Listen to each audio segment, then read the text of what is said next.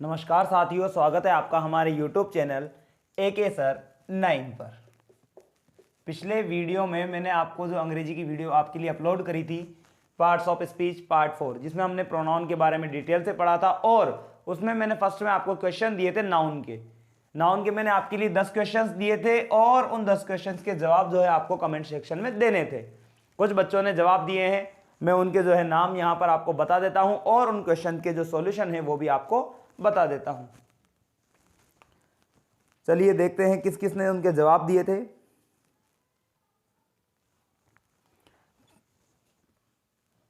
एक नाम है जिसने जवाब दिया है, वो है वर्षा शर्मा। उसके बाद बात करें रुपेश पांचाल।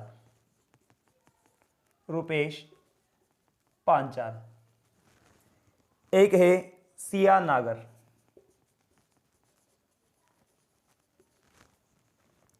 उसके बाद है लखन और जो है संध्या प्रजापति।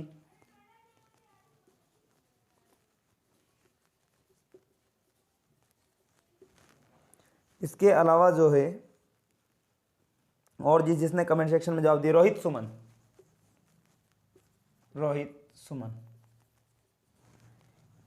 इन बच्चों ने जो है कमेंट सेक्शन में जवाब दिए हैं कि मैंने जो आपसे पूछे थे उनके जवाब क्या क्या थे। ठीक है, दीपक बेरवा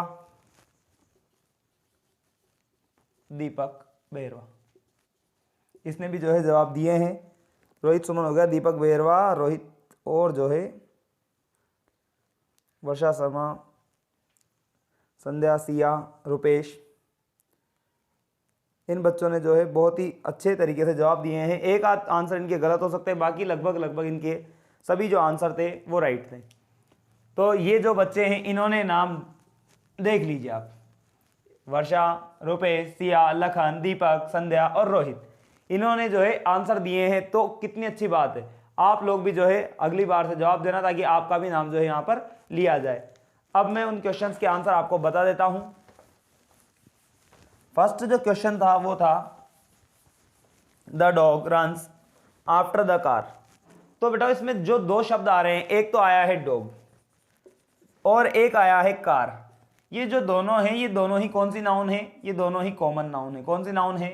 कॉमन नाउन। ठीक है, फर्स्ट क्वेश्चन का आंसर ये है। आंसर नंबर फर्स्ट, डॉग और कार दोनों में कौन सी नाउन है? Common noun. उसके बाद जो है आपके दूसरा क्वेश्चन था the tiger killed 3 ships yesterday. बेटा टाइगर और उसके अलावा एक है शिप्स, ये दोनों भी जो हैं क्या हैं? कॉमन नाउन है। कौन सी नाउन है? Common noun. ठीक है, उसके बाद बात करें अगले क्वेश्चन में था ये आंसर नंबर 2। क्वेश्चन नंबर जो 3 था उसका जो आंसर है उसमें लिखा होता our team won the match. Team जो है कलेक्टिव नाउन है। कौन सी नाउन है? कलेक्टिव। उसके अलावा जो है इसमें लिखा हुआ था मैच में कॉमन नाउन है। पता नहीं ना कौन सा क्रिकेट का है कौन सा है, बस मैच है तो कॉमन नाउन हो गया। उसके बाद अगला क्वेश्चन था द केट वॉज वेरी चिकी। तो उसमें जो केट है, आंसर नंबर 4 केट के लिए मैं बता चुका हूं, डॉग केट जो भी है, केट में भी कौन सी नाउन हो जाएगी? कॉमन नाउन हो जाएगी। चिकी जो है उसका एडजेक्टिव है। Honesty is the best policy. Next question था तो उसका जो आंसर है honesty is the best policy. Honesty जो है ईमानदारी भाव है, इसलिए एब्स्ट्रैक्ट नाउन है। कौन सी नाउन है? एब्स्ट्रैक्ट। उसके बाद बात करें अगला जो वाक्य था John was the name of the dog में पहले ही बता चुका हूं कॉमन है और उसका नाम दिया था जॉन। तो जॉन में जो है कौन सी नाउन है? आंसर नंबर ये कौन सा हो जाएगा आपके 6।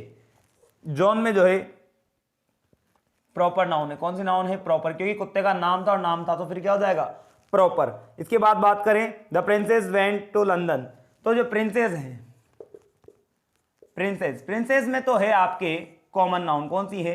कॉमन। लेकिन जिस शहर में वो गई है, सिटी का नाम है लंदन लिखा हुआ है, तो यहां पर हो जाएगी आपकी कौन सी? प्रॉपर। ये हो जाएगा आपके कौन सा? एक क्वेश्चन ये हो गया आंसर नंबर 7। आंसर नंबर 8 की बात कर लेते हैं। There is no slate in her bag. बेटा बैग में तो कॉमन नाउन है। बैग में कौन सी है? कॉमन।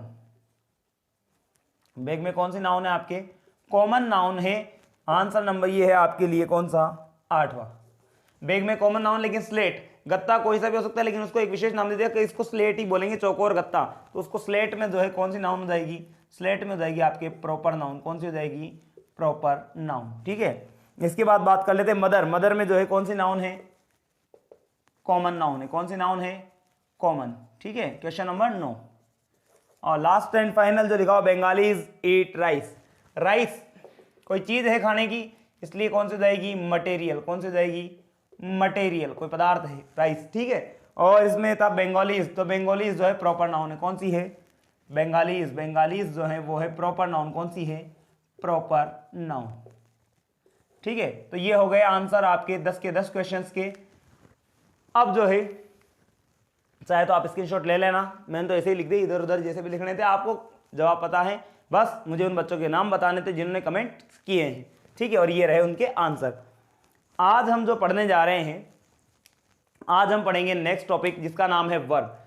भाई पार्ट्स ऑफ स्पीच चल रहे थे, उसमें नाउन हो चुका है, प्रोनाउन हो चुका है, आज चलेगा वर्ब।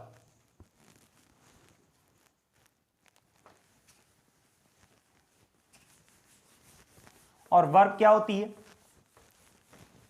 अ वर्ड एक ऐसा शब्द होता है विच शोज एन एक्शन। किसको बताता है, किसी कार्य को बताता है, वही क्या होता है, वो वर्ब होता है। क्या होता है, बोलो, वर्ब। ठीक है, वर्ब र तो बोलते ही नहीं है आजकल, आज तो वर्ब बोला जाता है मॉडर्न इंग्लिश में। ठीक है, तो हम लिखेंगे वर्ब। वर्ब हिंदी में बोले तो क्रिया। बचपन में एक परिभाषा पढ़ी होगी, ऐसा शब्द जिससे क्या हो, काम का होना पाया जाए, a word which shows an action. क्या लिखा हुआ है, शॉर्ट एंड स्वीट डेफिनेशन है, a word which shows an action.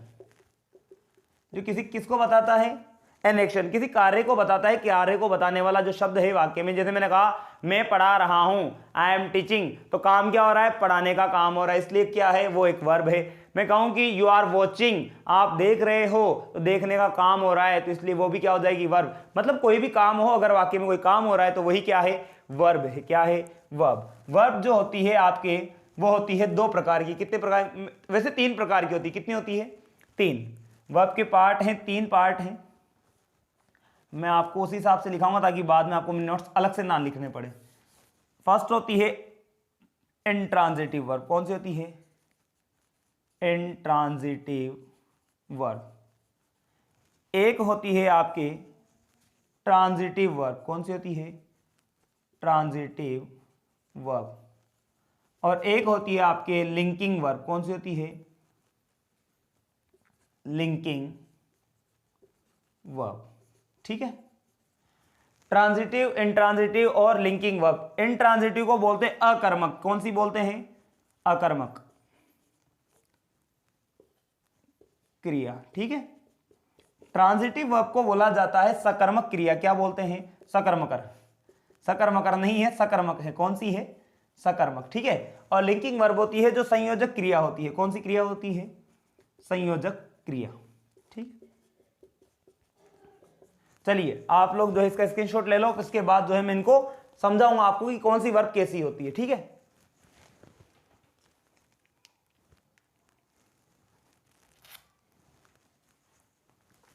चलिए अब बात कर लेते हैं तीनों वर्ब्स की कि अंतर क्या है और होता क्या है इनमें।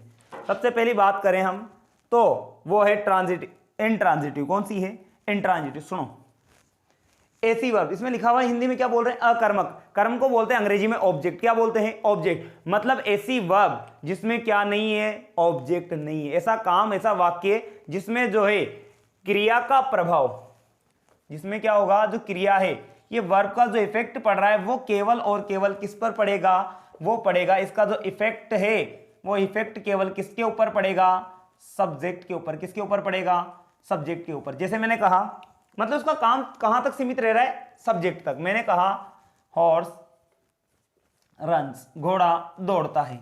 मैंने कहा ही वॉक्स, वह चलता है। मैंने बोला बर्ड्स फ्लाई, क्या बोला, पक्षी उड़ते हैं। ठीक है, तो इनमें जो काम हो रहा है, रन, रन का मतलब होता है दौड़ना। हिंदी में बात करें तो जिसके पीछे ना ना ना ना, खाना पीना, चलना उठना बैठना घूमना फिरना दौड़ना, जितनी भी जी का पीछे ना ना ना जुड़ा हुआ है वो सब वर्ब होती है, क्रिया होती है। रन, रन का मतलब होता है दौड़ना। दौड़ने का काम कौन कर रहा है, हॉर्स। केवल किस तक इसका प्रभाव जो है इफेक्ट किसके ऊपर पड़ रहा है, सारा केवल कर्ता के ऊपर। जहां पर सारा का सारा प्रभाव जो है इफेक्ट जो है केवल किसके ऊपर दिखाई दे, सब्जेक्ट के ऊपर दिखाई दे। जहां पर कर्म की आवश्यकता नहीं है, या पुट्या कर्म की च, जहां पर कर्म की कोई आवश्यकता को न व कशी च व अकर्मक, जहां कहना रहे हो कर्म ना रहे हो, ठीक है। ही वॉक्स, वह चलता है, चलता है, उसका काम है चलने का काम वो कर रहा है खुद। सारा प्रभाव किसके ऊपर, ही के ऊपर। बर्ड्स फ्लाई, पक्षी उड़ते हैं, सारा प्रभाव कहां तक, केवल बर्ड्स तक। इसलिए ये जो वाक्य लिखे हुए हैं यहां पर इन तीनों में कौन सी वर्ब है, इंट्रांजिटिव। तो ऐसी वर्ब जिसका प्रभाव कर्ता तक सीमित हो, और दूसरी बात ना तो उसमें कर्म हो वाक्य में और ना ही कर्म के आने की आवश्यकता हो। कोई जरूरत नहीं है यहां पर कर्म को लिखने की, ठीक है। बिना कर्म को लिखे ही यहां पर इनका क्या हो रहा है, अर्थ स्पष्ट हो रहा है, इनका जो है मीनिंग निकल रहा है बिना किसी ऑब्जेक्ट के। इसलिए कौन सी वर्ब कहलाएंगी, इंट्रांजिटिव वर्ब। कौन सी वर्ब है, इंट्रांजिटिव वर्ब। तो आपको लिखना है, मैं आपको यहीं पर डेफिनेशन दे देता हूं। ऐसी वर्ब जिसका इफेक्ट किस पर पड़े, केवल सब्जेक्ट तक सीमित हो। किस तक सीमित हो, सब्जेक्ट तक सीमित हो। कौन सी वर्ब कहलाएगी, वो आपकी कहलाएगी इंट्रांजिटिव वर्ब। कौन सी वर्ब कहलाएगी, इंट्रांजिटिव वर्ब, ठीक है। उसके बाद बात कर लेते हैं ट्रांजिटिव वर्ब की। पहले चाहो तो आप स्क्रीनशॉट ले लो ताकि मैं इसको मिटा करके और यहीं पर आपको ट्रांजिटिव वर्ब समझा दूंगा, ठीक है।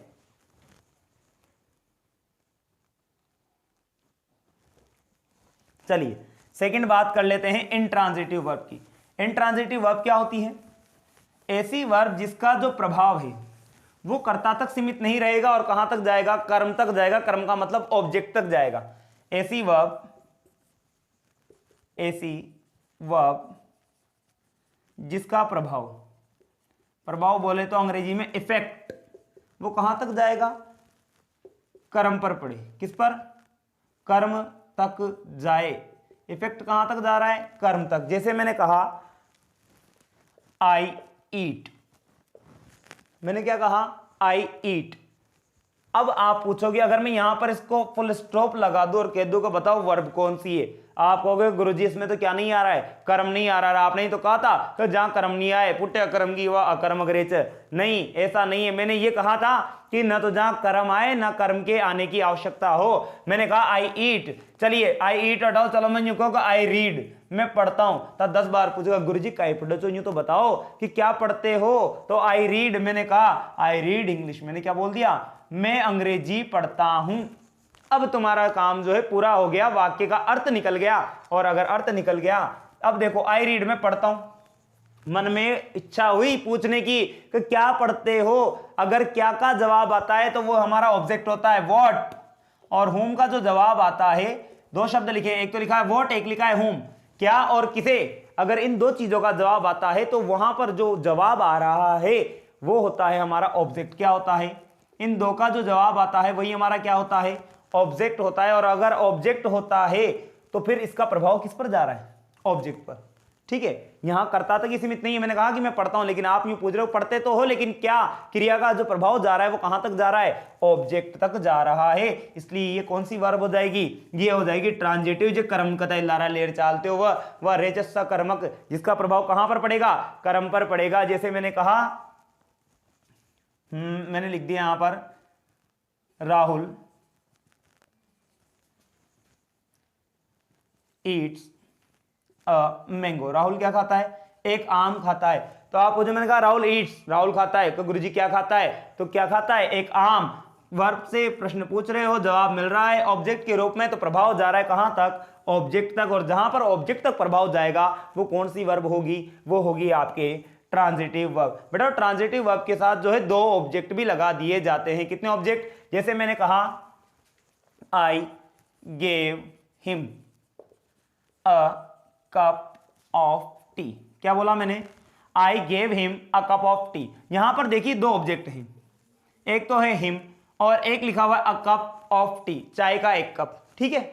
तो यहां पर कितने ऑब्जेक्ट आ रहे हैं, दो ऑब्जेक्ट आ रहे हैं। बेटा जो दो ऑब्जेक्ट होते हैं, एक ऑब्जेक्ट को बोलते हैं डायरेक्ट ऑब्जेक्ट और एक ऑब्जेक्ट को बोला जाता है इनडायरेक्ट ऑब्जेक्ट। यहां पर देखो आई गेव, मैंने दिया। आपने पूछा कि क्या दिया, मैंने कहा अ कप ऑफ टी, मैंने चाय का एक कप दिया, किसे दिया? आप उसे गुरुजी दो तो कितना दो, तो हिम, मैंने यहाँ पर लिखा है हिम, उसे दिया। तो दोनों के जो जवाब आ रहे हैं वो दोनों ही क्या है? कर्म है। जो हिम है वो आपके ऑब्जेक्ट है, और कौन सा वाला ऑब्जेक्ट है? ये है इनडायरेक्ट ऑब्जेक्ट। कौन सा है? Indirect object. और जो ये लिखा हुआ है अ कप ऑफ टी, ये है आपके डायरेक्ट ऑब्जेक्ट। कौन सा है बोलो? Direct object. ठीक है, कौन सा लिखा हुआ है? Direct object. ऑब्जेक्ट दो प्रकार के, कौन कौन से? इनडायरेक्ट और डायरेक्ट। मैं वर्ब की बात कर रहा हूं, ट्रांजिटिव वर्ब, सकर्मक क्रिया, जिसका अर्थ जो है किससे निकलेगा? ऑब्जेक्ट अगर नहीं होगा वाक्य में तो उसके आने की जरूरत है, उसका होना जरूरी है। अगर वाक्य में ऑब्जेक्ट होगा तो ही जो है क्या होगा? आपके अर्थ निकलेगा, अन्यथा उस वाक्य का पूरा अर्थ नहीं निकलेगा। आपके मन की जो संभावना वो पूरी नहीं होगी, शंका जो है वो पूरी तब होगी जब उसका अर्थ आपको मिल जाएगा। अगर मैं केवल यहां पर ये लिख करके छोड़ दूं, मैंने कहा सीता वॉश, सीता धोती है। क्या धोती है? गुरुजी कपड़ा दो कान का कौन मन क्या नहीं दो रीचक होगा अजमेंड कहता है दो रीच कि दो रीच। अगर मैं यहां पर केवल ये भी लिख देता हूं तब भी इस वाक्य में वर्ब कौन सी मानी जाएगी? इस वाक्य में वर्ब मानी जाएगी ट्रांजिटिव। क्यों मानी जाएगी? कारण है, क्योंकि यहां पर वाक्य में मैं मानता हूं कि ऑब्जेक्ट नहीं आया, लेकिन ऑब्जेक्ट के आने की जरूरत तो है ना, उसके बिना क्या इसका अर्थ निकल रहा है? क्या पूरा अर्थ नहीं निकल रहा है। जिज्ञासा जो है आपके मन की वो शांत नहीं हो रही है, इसलिए जो है यहां पर भी वर्ब कौन सी होगी? ट्रांजिटिव वर्ब होगी। और ऑब्जेक्ट मैंने आपको बता दिए हैं कितने प्रकार के होते हैं? दो प्रकार के। देखो मेरी बात सुनो, इंसान जो होता है जैसा होता है वैसा दिखता नहीं। जो चाय को कप दो, I gave him a cup of T, मैंने उसे चाय का एक कप दिया।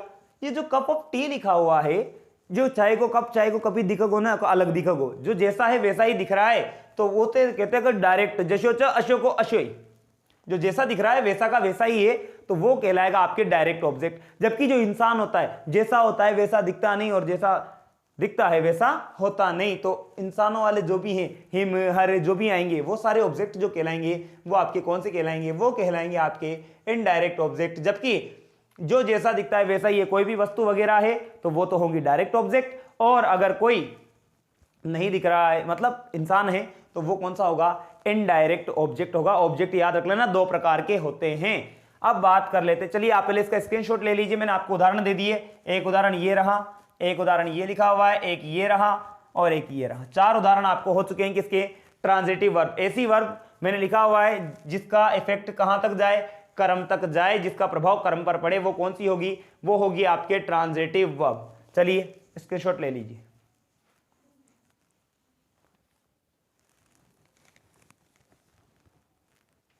चलिए बात कर लेते हैं अब लास्ट जो बची हुई है, लिंकिंग वर्ब। लिंकिंग वर्ब क्या होती है? लिंकिंग वर्ब होती है जो जोड़ने का, मैंने लिखा हुआ संयोजक क्रिया, लिंकिंग वर्ब। बताऊं, इसके बाद जो है जैसे आप बोलते हैं इज एम आर, इसकी फॉर्म होती है बीकेम, बी बीकेम, जो भी होता है, तो लिंकिंग वर्ब ये क्या होती है? इसके बाद जो है कोई ना कोई कॉम्प्लीमेंट आता है, सब्जेक्ट के बारे में कोई ना कोई जानकारी दी जाएगी, कॉम्प्लीमेंट दिया जाएगा। जैसे मैंने लिखा एक उदाहरण समझना, मैंने लिखा रीटा इज अ नर्स। क्या बोल दिया?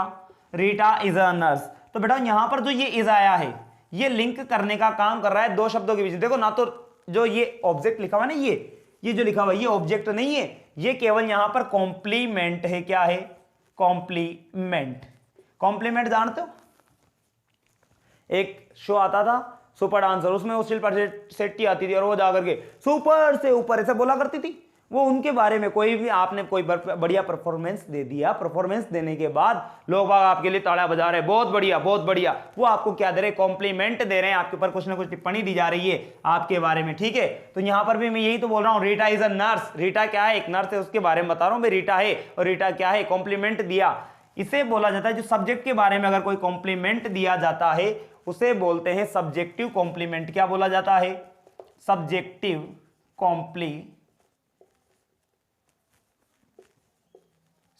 कॉम्प्लीमेंट। ठीक है, और जैसे मान लो मैंने कहा ही बिकेम, ठीक है, या ही रिमेन, चलिए ये लिखते हैं ही रिमेन, वो रह गया। क्या रह गया? ही रिमेंट, वो रह गया। क्या रह गया? Bachelor. He remained a bachelor. क्या लिख दिया मैंने? ही रिमेंड अ बैचलर। ठीक है, ही रिमेंड अ बैचलर। बैचलर का मतलब कुंवारा। उसके बारे में क्या है? ये रिमेंड, रिमेंड जो है ये एक ऐसी वर्ब है जो जोड़ने का काम करे, उसके बारे में कॉम्प्लीमेंट दिया जा रहा है। को कहीं रह गयो, वो कुंवारो ही रह गयो। ही रिमेंड वो रह गया, क्या रह गया? बैचलर रह गया। उसके बारे में मैंने क्या दे दिया? कॉम्प्लीमेंट दे दिया। तो ऐसी वर्ब जो सब्जेक्ट के बाद आ तो रही है लेकिन केवल क्या कर रही है? लिंक करने का काम कर रही है। कॉम्प्लीमेंट आ रहा है जिसके बाद, वो वर्ब जो कहलाएगी आपकी, वो कौन सी वर्ब कहलाएगी? Linking verb. ऐसी वर्ब जिसके बाद कोई ना कोई क्या दिया जाए? कॉम्प्लीमेंट। ऐसी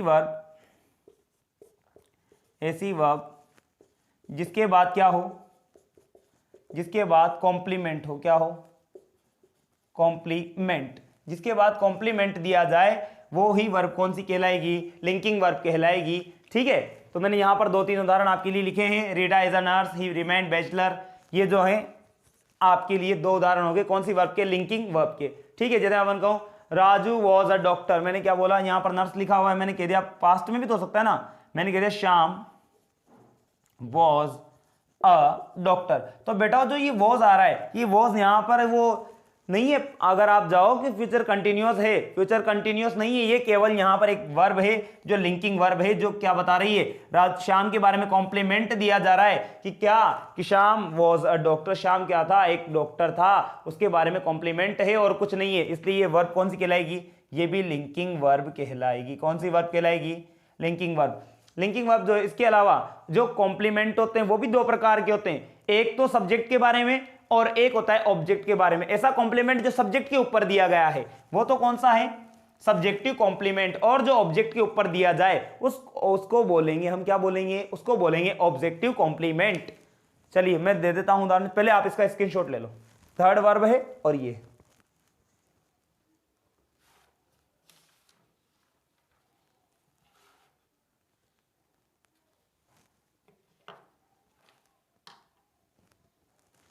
चलिए एक बात आपको ऑब्जेक्टिव कॉम्प्लीमेंट की भी बता देता हूं कि ऑब्जेक्ट के बारे में कोई कॉम्प्लीमेंट दिया जा रहा हो, जैसे मैंने कहा 2-3 उदाहरण है ऑब्जेक्टिव कॉम्प्लीमेंट के। ठीक है, ऑब्जेक्टिव कॉम्प्लीमेंट मैंने लिखा दे इलेक्टेड हिम द मॉनिटर। क्या बोल दिया मैंने? The elected him monitor. ठीक है, द तो आएगा नहीं, मॉनिटर। चलिए द इलेक्टेड हिम मॉनिटर क्या लिख दिया मैंने? मैं कह रहा हूं दे इलेक्टेड हिम, ये चुनना, ये वर्ब हुई या नहीं हुई? दे इलेक्टेड, उन्होंने चुना। किसे चुना? उसे चुना। तो ये तो क्या है? ऑब्जेक्ट है। कौन सा ऑब्जेक्ट है? Indirect object. कौन सा है? इनडायरेक्ट ऑब्जेक्ट है या नहीं है? अभी बताया था मैंने, कोई इंसान होता है तो वो इनडायरेक्ट ऑब्जेक्ट होता है। और इसके बारे में कॉम्प्लीमेंट दिया जा रहा है कि उन्होंने उसे चुना। दे इलेक्टेड हिम, उन्होंने उसे चुना। किसे चुना? जब तो ये ठीक है। ठीक है, और क्या चुना? मॉनिटर चुना। साहब क्या चुना? उसे मॉनिटर चुना। तो ये कोई इनडायरेक्ट ऑब्जेक्ट नहीं है, ये ऑब्जेक्ट के बारे में क्या है? कॉम्प्लीमेंट है, उसे चुना है। क्या चुना है? तो मॉनिटर चुना है। ठीक है, तो ये कॉम्प्लीमेंट कौन सा हो जाएगा? Objective complement. जैसे मैंने कहा दे कॉल्ड मी, वे मुझे पुकारा करते थे। क्या पुकारते थे? वे मुझे पुकारा करते थे a hero. They called me a hero, वे मुझे क्या पुकारते थे? एक हीरो पुकारते। ये पुकारना वर्ब है। किसे पुकारते थे? मुझे। तो ये तो हो गया ऑब्जेक्ट, और इसके बारे में कॉम्प्लीमेंट क्या हो गया? A hero. ठीक है, क्या लिखा हुआ है? A hero. तो ऐसे जो शब्द आ रहे हैं इन्हें बोला जाता है ऑब्जेक्टिव कॉम्प्लीमेंट। आज की वीडियो में हमने क्या क्या पढ़ लिया? आज हमने सीखा वर्ब के बारे में। वर्ब कितने पार्ट? 3 पार्ट। कौन कौन से हैं? इंट्रांजिटिव, ट्रांजिटिव और लिंकिंग वर्ब। इंट्रांजिटिव मतलब अकर्मक, जिको कर्म ला रहा कोई ने, जो पुट्या कर्म की वह अकर्मक, जिसमें कर्म का आवा की जरूरत ही कोई नहीं। ठीक है, वह अकर्मक इंट्रांजिटिव। जिसमें कर्म के आने की आवश्यकता है वो सकर्मक। ठीक है, और जो जिसके बाद कोई कॉम्प्लीमेंट आ रहा है वो वर्ब कौन सी कहलाएगी आपके? वो कहलाएगी आपके लिंकिंग वर्ब। और कॉम्प्लीमेंट भी कितने प्रकार के? 2, सब्जेक्टिव, ऑब्जेक्टिव। सब्जेक्ट के बारे में कोई कॉम्प्लीमेंट तो सब्जेक्टिव कॉम्प्लीमेंट, ऑब्जेक्ट के बारे में कोई कॉम्प्लीमेंट तो ऑब्जेक्टिव कॉम्प्लीमेंट। ऑब्जेक्ट कितने प्रकार के? 2 प्रकार के। एक तो होता है डायरेक्ट और एक होता है इनडायरेक्ट। डायरेक्ट ऑब्जेक्ट किसे कहेंगे? डायरेक्ट ऑब्जेक्ट वो होगा जो हमें जैसा है वैसा ही दिख रहा है। कोई वस्तु वगैरह जो भी है वो हमें जैसी है वैसी ही दिखती है, इसलिए हम क्या बोलेंगे, वो डायरेक्ट ऑब्जेक्ट है। कोई इंसान है, वो जैसा है वैसा नहीं दिखता, इसलिए वो क्या है, इनडायरेक्ट ऑब्जेक्ट है। क्लियर है। अब मैं जो है आपको, मैंने लास्ट जो चैप्टर पढ़ाया था प्रोनाउन, आज क्वेश्चन दूंगा प्रोनाउन के और आपको उनके जवाब देने हैं कमेंट सेक्शन में। चलिए ले लीजिए स्क्रीनशॉट।